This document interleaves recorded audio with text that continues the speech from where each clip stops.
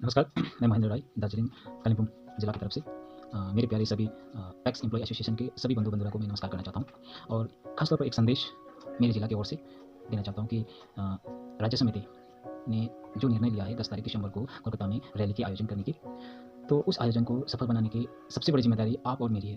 राज्य समिति ने अपनी तरफ से जो डिसीज़न लेना था उन लोगों ने ले लिया, लेकिन उनके डिसीज़न को ये उनके अकेले के डिसीज़न नहीं, वो हम सबके तीव्र इच्छा थी कि कलकत्ता में एक कार्यक्रम आयोजन हो और सड़क पर एक कार्यक्रम आयोजन हो ताकि हम लोग सरकार को ये संदेश दे सकें कि हम लोग पूरे समूचे बंगाल समुद्र से लेकर पहाड़ तक हम यूनाइटेड है और हम अपने अधिकार के लिए सरकार को ये आवाज़ लगा रहे हैं।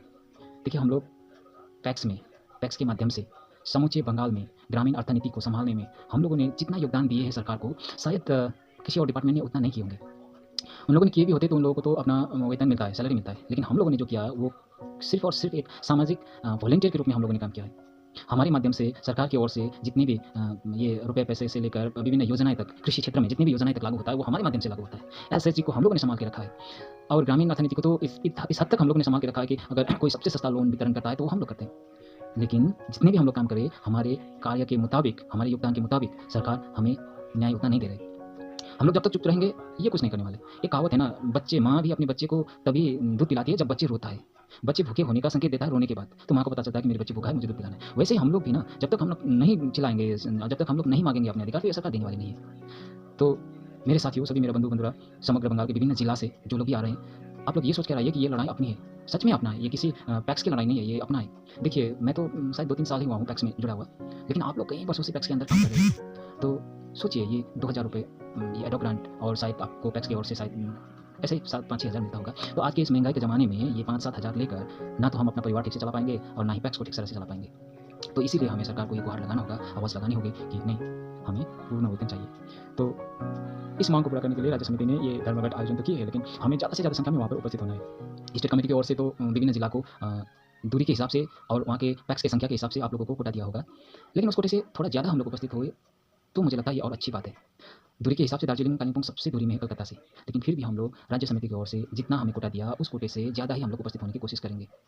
राज्य के एक छत्र तले, छत्र के नीचे यूनाइटेड होकर पूरी बंगाल यूनाइटेड होकर समुद्र से पहाड़ तक हम पूरे यूनाइटेड होकर एक आवाज़ में आवाज़ लगाएंगे तो राज्य सरकार को पूरी दबाव सृष्टि होगा।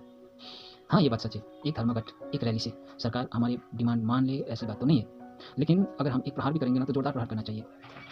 तो देखते हैं आगे क्या होता है। लेकिन मेरे सभी साथियों से इतना अनुरोध करता हूँ कि हम लोग जितना बैठना था हम लोग बैठे, है ना? जितना इंतज़ार करना था हमने इंतज़ार भी किए और हमने विभिन्न जगह पर डेपुटेशन माने पत्र लिखकर हम लोगों ने ये हाज़िरी लगाना था वो भी लगा लिया।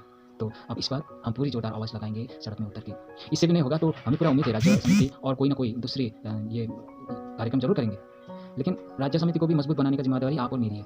जब तक हम लोग नहीं जागेंगे ना तो बेचारे राज्य समिति के 3-4 लोग आगे जाकर कुछ नहीं कर पाएँगे। तो राज्य समिति को मजबूती बनाना, मजबूत करना ये आपकी और मेरी ज़िम्मेदारी है। जब तक हम खुद कन्विंस्ड होकर ये लड़ाई मेरे लिए है, मैं खुद लड़ूँगा, ऐसा सोचकर हम लोग सड़क पर नहीं उतरेंगे तो फिर हम लोग अपनी लड़ाई नहीं जीत पाएँगे।